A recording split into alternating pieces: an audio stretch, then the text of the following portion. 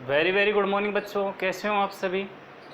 तो पिछली वीडियो तक हम बात कर चुके थे मूल मात्रक क्या होते हैं, व्युत्पन्न मात्रक क्या होते हैं, और आज हम एसआई पद्धति के अनुसार जो थर्ड प्रकार है मात्रकों को, थर्ड वर्गीकरण जो है पूरक मात्रक, उसको हम डिस्कस करने वाले हैं। पूरक मात्रक क्या होते हैं, ध्यान दीजिए। हमारे पास दो पूरक मात्रक जो हैं वो काम में लिए जाते हैं यहाँ पे। फिजिक्स जो है आपकी 11th, उसके अंतर्गत फर्स्ट है रेडियन, ठीक है, रेडियन आर, और दूसरा है स्टेरेडियन, स्टेरेडियन, ठीक है। इसको हम एक बार क्लोज कर देते हैं। ये वाला टॉपिक आज का जो हमारा मुख्य रूप से टॉपिक रहेगा, जो हमारा मेनली टॉपिक है वो रहेगा मूल मात्रकों की अंतर्राष्ट्रीय परिभाषाएं, ठीक है। इसको हम ख़त्म कर लेते हैं जल्दी से।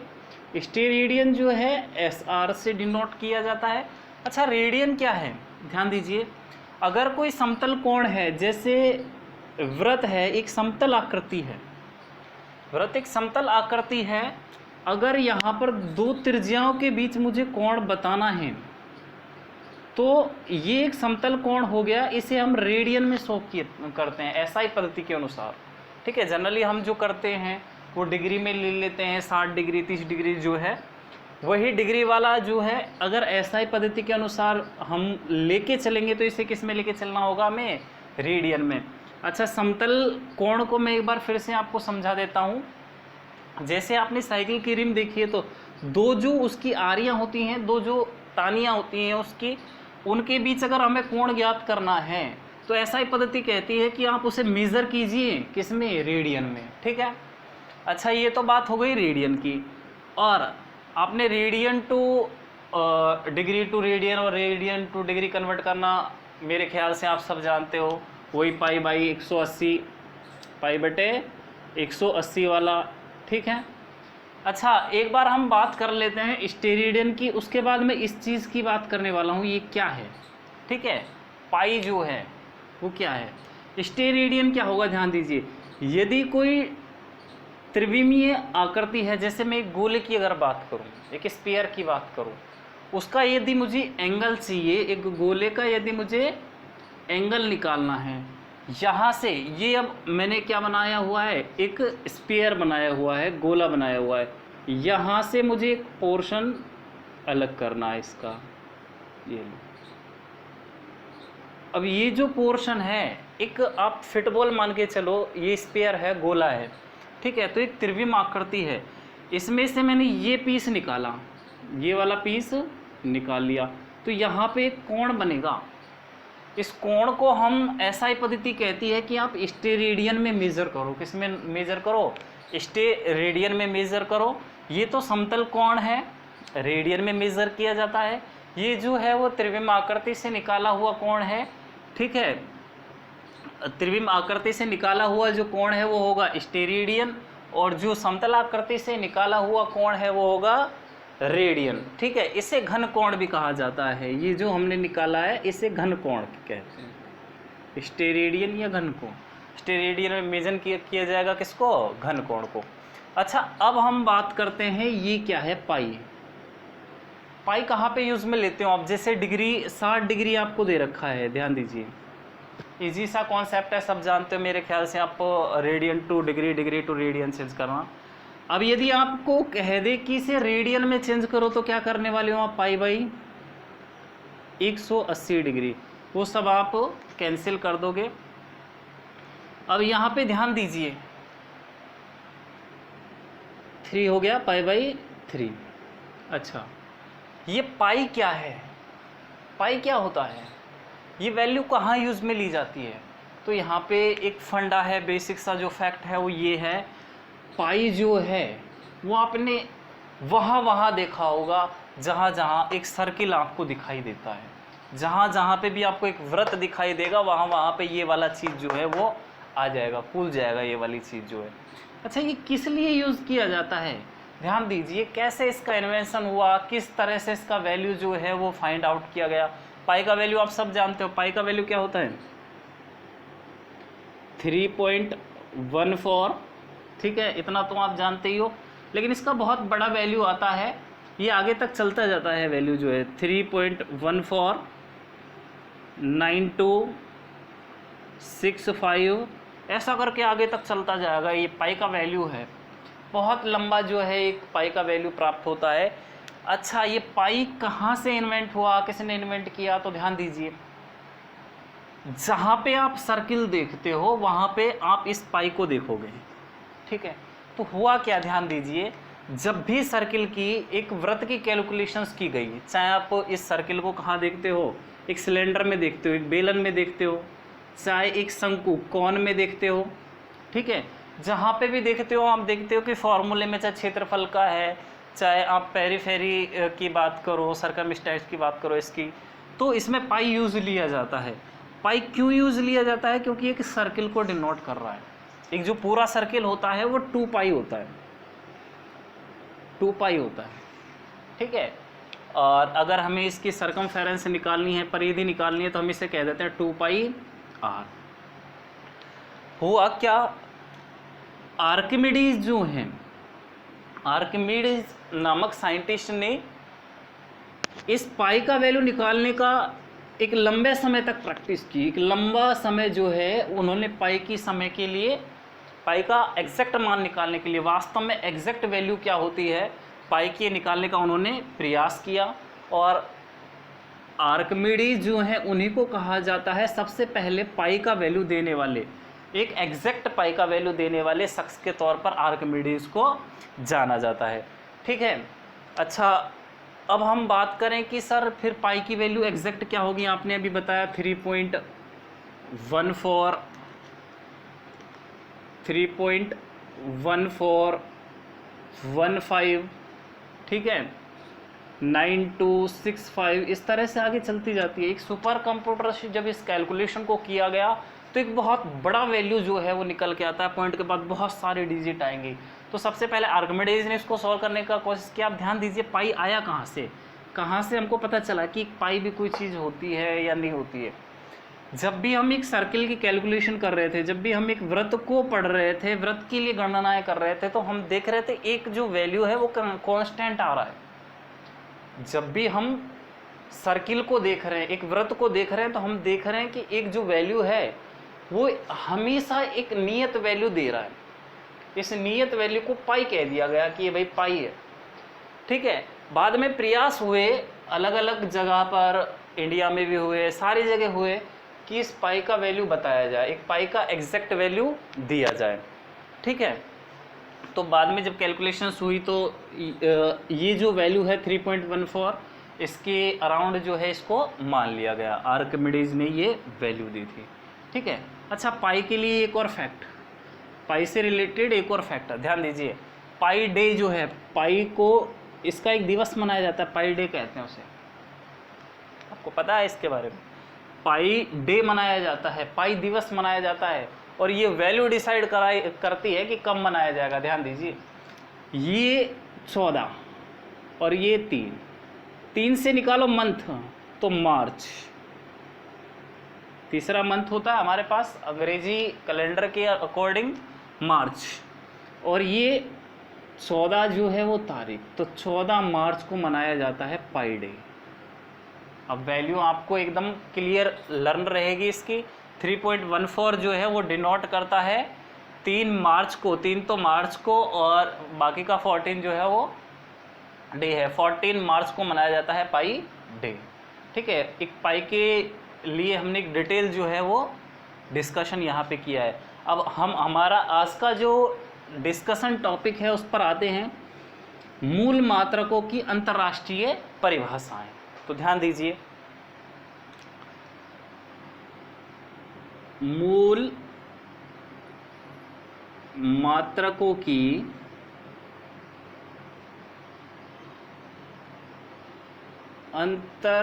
अंतर्राष्ट्रीय परिभाषा,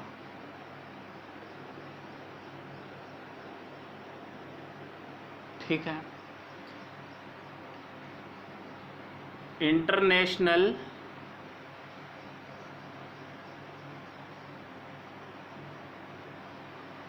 definition of fundamental units, fundamental units. ध्यान दीजिए क्या होगी इंटरनेशनल डेफिनेशन फंडामेंटल यूनिट्स की। ध्यान दीजिए यहाँ पे पहली जो हमारे पास फंडामेंटल यूनिट है, जो पहली हमारे पास मूल मात्रक है, वो है लेंथ के लिए मीटर। लेंथ को मेज़र किया जाता है, लंबाई को मेज़र किया जाता है मीटर में। तो अब एक मीटर क्या होगा सर? एक मीटर को हम कैसे डिफाइन कर सकते हैं? एक मीटर होता कितना है? आपसे पूछ लिया जाए मीटर की डेफिनेशन क्या है, तो कैसे इसको डिस्क्राइब करोगे? तो ध्यान दो, अभी मैं यहाँ पे एक बार डेफिनेशन नोट कर देता हूँ। एक मीटर वह दूरी है जो प्रकाश द्वारा निर्वात में 1/299 792 458 सेकेंड में तय की गई है।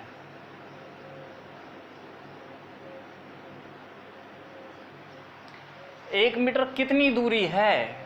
एक मीटर इतनी दूरी है जो प्रकाश ट्रैवल करता है निर्वात में, वैक्यूम में 1/299 792 458 सेकेंड में। अब सर कितनी दूरी हो जाएगी ये अकॉर्डिंग टू, जैसे मैं कहूँ, ध्यान दीजिए, मैं कहूँ आप 5 कदम चलिए 1 मीटर हो जाएगा। ये भी तो एक परिभाषा हो सकती थी ना, कि आप 5 कदम चलो तो क्या हो जाएगा? 1 मीटर हो जाएगा। वैसे ही है प्रकाश इतने सेकंड में, 1 सेकंड का देखो कौन सा भाग है, कितना छोटा भाग है 1 सेकंड का भी।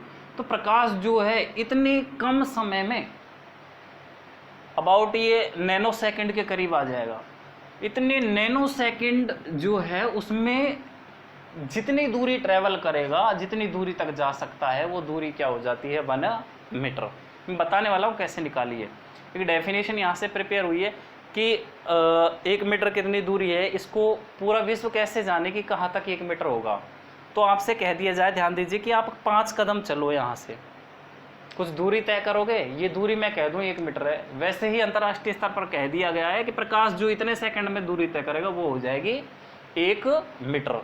अच्छा, अब ये क्या है और कैसे ये डेफिनेशन प्रिपेयर की? ध्यान दीजिए कैसे तो डेफिनेशन प्रिपेयर हो गई। और ये क्या चीज़ है सर? ये ध्यान दीजिए, बहुत बड़ा कोई रॉकेट साइंस नहीं है यहाँ पे कोई रॉकेट साइंस नहीं लग रहा। एक छोटी सी सूत्र जो है वो आपको याद होना चाहिए। चाल होता है दूरी बटे समय। सर ये क्यों बता रहे हो? हमें पता है चाल तो दूरी बटे समय। ध्यान दीजिए, हमें दूरी तो निकालनी है। मैंने कहा था लंबाई या दूरी एक ही चीज़ है, लंबाई दूरी एक ही चीज़ है, मीटर में मेजर किया जाता है SI के अकॉर्डिंग, ठीक है।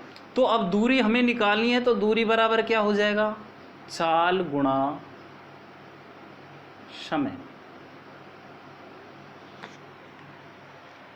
दूरी बराबर क्या हो जाएगा? चाल गुणा समय। अच्छा, और यदि हमें दूरी पता है, क्या पता है? दूरी पता है और समय पता है। क्या पता है? समय पता है, तो हम चाल निकाल लेंगे। और यदि हमें दूरी पता है, चाल पता है, तो हम समय निकाल लेंगे। अभी हमें यहाँ से दूरी निकालनी है। यदि हमें चाल पता चल जाए, किसकी? प्रकाश की। ध्यान दीजिए, यहाँ पे प्रकाश की हम बात कर रहे हैं। प्रकाश की चाल पता लग जाए, उसे समय से गुणा कर दिया जाए, तो हमारे पास दूरी आ जाएगी। ऐसा ही तो है, ठीक है। तो हमें दूरी निकालनी है 1 मीटर। ध्यान दो, डेफिनेशन प्रिपेयर हो रही है यहाँ से। दूरी निकालनी है 1 मीटर। 1 मीटर वैल्यू पुट किए हैं यहाँ से। चाल जो है प्रकाश की हमें पता है, यही होती है, ये प्रकाश की चाल ही है, ये प्रकाश की चाल ही है। इतनी चाल होती है प्रकाश की। ऐसा ये तो सुना ही होगा, 3 × 10⁸ मीटर प्रति सेकंड, ये होती है ना चाल, वही है, वहीं से लिया गया है ये। ठीक है, ये जो वैल्यू है 3 × 10⁸ ये अराउंड इसके है, इसलिए इसको ऐसा नोट कर दिया जाता है। तो ये वैल्यू याद नहीं रहे तो कोई रटने की आवश्यकता नहीं है, आप इसकी जगह ऐसा कह सकते हो 3 × 10⁸, क्योंकि ये क्या है, प्रकाश की चाल है। अच्छा, और हम यहाँ पे ले लें समय, क्या ले लें, समय। अब ध्यान दीजिए, यहीं से जो है 1 मीटर का डिस्टेंस निकला है, ये 1 मीटर कितनी दूरी होगी। तो अब मुझे अगर समय पता चल जाए तो समय निकाल रहा हूं मैं कितने समय में, इसको मैं इधर लेके जाऊं तो ये हो जाएगा 1/3 × 10⁸ और ये आ गया हमारे पास समय, ये सेकंड में आएगा। ठीक है, अब ध्यान दीजिए, हमारे पास समय आ गया कि इतने समय में प्रकाश 1 मीटर चलता है। हमें अभी पता चला ना 1 मीटर चल रहा है, कितने समय में चलेगा भाई, इतने समय में चलेगा, 1/, ये वैल्यू एक ही है, ये मान के चलिए आप। तो ये जो दोनों वैल्यू है वो एक ही है, अराउंड इसके होता है। ये देखिए, ये हो गया 2,99,00,00,000 इसके समथिंग हो गया, तो इसको ही नोट कर दिया जाता है 3 × 10⁸, ऐसा ही तो है। ठीक है, तो ये सेम ही है। अब इतने सेकंड में जितनी दूरी प्रकाश तय करेगा वो क्या हो जाएगा, 1 मीटर। कितना हो जाएगा, 1 मीटर। शब्दों का जाल है, इस बात को आप नहीं समझ में आया तो एक बार रिपीट करके वीडियो ज़रूर से देखना, बिल्कुल समझ में आएगा। ध्यान दीजिए, अगर मैं समय अगर मेरे पास आ गया, ठीक है, चाल मुझे प्रकाश की पता है, तो मैं क्या निकाल लेने वाला हूँ, दूरी निकाल लेने वाला हूँ। यहीं से ये आया है डेफिनेशन, 1 मीटर इतनी दूरी हो जाएगी, जो प्रकाश चलेगा निर्वात में कितने सेकंड में, इतने सेकंड में चलेगा। ये है 1 मीटर की अंतर्राष्ट्रीय परिभाषा। पूरे विश्व ने इसे अडॉप्ट किया और पूरे विश्व में एक ही डेफिनेशन जो है ये यूज़ ली जाती है। अच्छा, एक फैक्ट और यहाँ पे मैं क्लियर कर देता हूँ, जो हमारा पूरा फिजिक्स है, सारा के सारा जितना भी फिजिक्स है वो एसआई पद्धति के अकॉर्डिंग चलेगा। किसके अकॉर्डिंग चलेगा, एसआई से सॉल्व हो जाएगा, सिस्टम इंटरनेशनल के अकॉर्डिंग चलता है। केवल यांत्रिकी ऐसी शाखा है, फिजिक्स की जो शाखा है एक यांत्रिकी, जिसके बारे में हम डिस्कस कर चुके हैं, मैकेनिक्स, इसमें हम एमकेएस यूज़ लेते हैं, एमकेएस पद्धति यूज़ लेते हैं। बाकी सारा जो है वो एसआई है, सारा फिजिक्स जो है एसआई से हमारा क्या हो जाएगा, सॉल्व हो जाएगा। चलो, ये बात की हमने पहले मूल मात्रक की, पहला फंडामेंटल यूनिट। सेकंड जो है हमारे पास, सेकंड फंडामेंटल यूनिट कौन सा है, द्रव्यमान, द्रव्यमान। और द्रव्यमान को मेजर किया जाता है किलोग्राम में, तो यहाँ पे हमें क्या लेके चलना है, किलोग्राम लेके चलना है भाई। मैंने यहाँ पे मूल राशि लिख दी थी, मात्रक कर दिया। अच्छा, किलोग्राम जो है, आपसे पूछ लिया जाए 1 किलोग्राम क्या है, 1 किलोग्राम कितना वेट है, कैसे आप डिफाइन करोगे 1 किलोग्राम है क्या। तो ध्यान दीजिए, 1 किलोग्राम है क्या, जैसे आप कई बार ऐसा कह देते हो, पहले जब तोल मापन की इतनी शुद्धता से पद्धतियाँ नहीं थी, तो हम क्या करते थे, हमारे यहाँ पे होता था कि तू 1 किलो चीनी ले ले मेरे से, बदले में मेरे को 2 किलो चावल दे दे, ऐसा करते थे हम, ऐसा करते थे ना। तो इसको ही हटा के हमने धीरे धीरे क्या करने लगे, हम पत्थर वाले बाट बनाने लगे, कि एक फिक्स कर दिया, इतना जो वज़न है वो 5 kg होगा, इतना जो वज़न है 4 kg होगा, इतना जो वज़न है वो 1 kg होगा। वैसा ही पेरिस में एक संस्थान है, पेरिस में एक ऑर्गेनाइजेशन है, इंटरनेशनल मेजरमेंट ऑर्गेनाइजेशन, अंतर्राष्ट्रीय तोल एवं मापन संस्था। यहाँ पे पेरिस में ही एक प्लेटिनम इरिडियम, एक धातु है, प्लेटिनम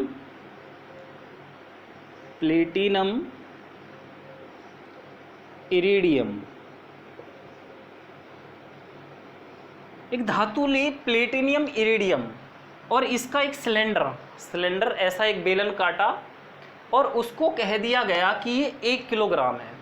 एक विशेष बेलन है जो कि पेरिस की माप एवं तोल संस्था में रखा हुआ है और इस बेलन को, इस विशेष बेलन का जितना वेट है उस वेट को ही कह दिया गया कि भाई पूरा विश्व इससे तोल के ले जाए, अपने बांट बना ले।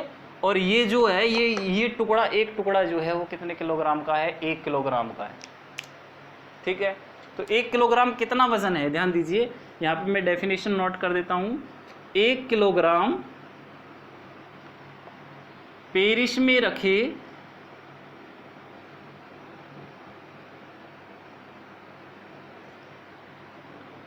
प्लेटिनम इरेडियम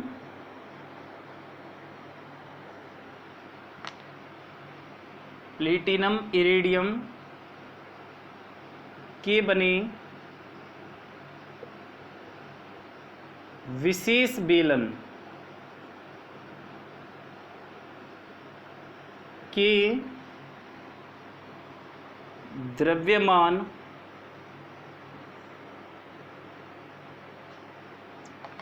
के बराबर होता है। तो 1 किलोग्राम कितना है? 1 किलोग्राम इतना वजन है जितना वजन उस बेलन में है। जो बेलन कहाँ पे रखा हुआ है?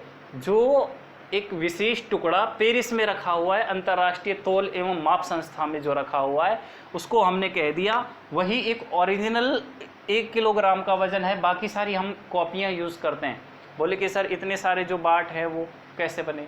वो क्या किया जाता है, स्टैंडर्ड जो है उसको समय समय पर उसकी यथार्थता को चेक किया जाता है कि कहीं कम तो वेट नहीं है इसका भाई, तो उसको चेक किया जाता है टाइम टू टाइम। अच्छा, जो सारे हमारे यहाँ पर जो बाँट लिए जाते हैं, जो हम यूज़ लेते हैं, वो उसी के अकॉर्डिंग लिए गए हैं। अब सर मशीनों में 1 किलोग्राम कैसे हो जाता है? उसी बेलन का जो वेट था मशीन में, हमने उसको सेट किया, उसको कंप्यूटराइज किया, कोड किया, और उस मशीन पर जब उस बेलन के बराबर वेट रखा जाता है तो मशीन ऑटोमेटिकली कोडिंग के अनुसार हमें बता देती है कि 1 किलोग्राम हो गया। मीन्स 1 किलोग्राम एक्चुअल में वही वेट है जो पेरिस में रखे उस बेलन का वेट है। वो मूल जो है ओरिजिनल पीस है, बाकी सारी जो है डुप्लीकेट कॉपियाँ हैं। आप जितने भी बाँट यूज़ करते हो, क्या एक ही बाँट यूज़ करते हैं क्या सारे? पूरी अगर देश में हम पहले यूज़ करते थे बाँट जो 1 किलो का आता था, 2 किलो का आता था, क्या एक ही बाँट यूज़ करती है कि सारी दुनिया? नहीं, एक बाँट जब हमने लिया उसके बराबर दूसरा बाँट तोला, ऐसे कॉपियाँ निकलती जाती हैं। ठीक है, नेक्स्ट हम बात करते हैं, पहला मूल मात्रक मीटर कर लिया, दूसरा किलोग्राम, तीसरे की बात करने वाले हैं हम सेकंड, समय। ठीक है, और आज हम ये 3 मूल मात्रक ही डिस्कस करने वाले हैं। नेक्स्ट वीडियो में हम बाकी के जो मूल मात्रक हैं उनको हम डिस्कस करने वाले हैं। ठीक है, ध्यान दीजिए, थर्ड जो मूल मात्रक है वो है 1 सेकंड। अब आपसे पूछ लिया जाए कि 1 सेकंड क्या होता है, कैसे आप 1 सेकंड को परिभाषित करोगे, कितना होता है 1 सेकंड, कैसे बताओगे 1 सेकंड कितना होता है? तो ध्यान दीजिए, 1 सेकंड इतना समय है जिसमें एक पदार्थ जो है वो सीजियम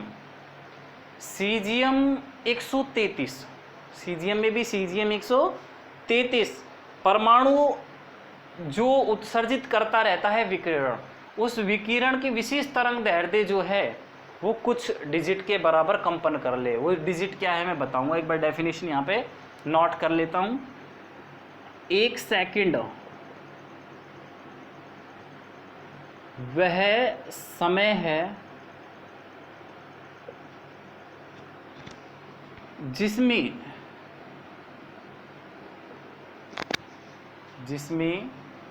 सीजियम 133 परमाणु द्वारा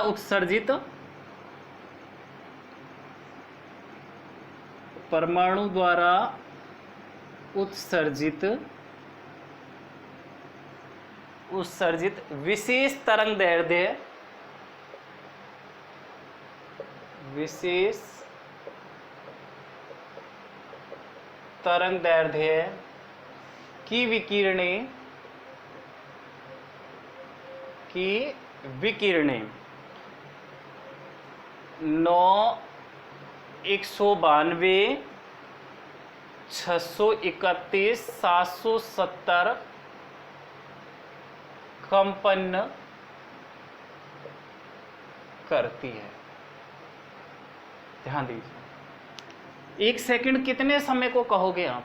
तो 1 सेकंड उतना समय है जिसमें सीजियम 133, एक पदार्थ है सीजियम 133, पदार्थ नहीं सॉरी परमाणु बोलूँगा इसको, परमाणु, इससे तरंगें उत्सर्जित होती रहती हैं और इससे उत्सर्जित तरंगें जब इतने कंपन कर लेंगी, इतने कंपन 9 अरब 19 करोड़ 26,31,770 कंपन जब कर लेंगी इससे उत्सर्जित तरंगें, तब हम कह देंगे 1 सेकंड हो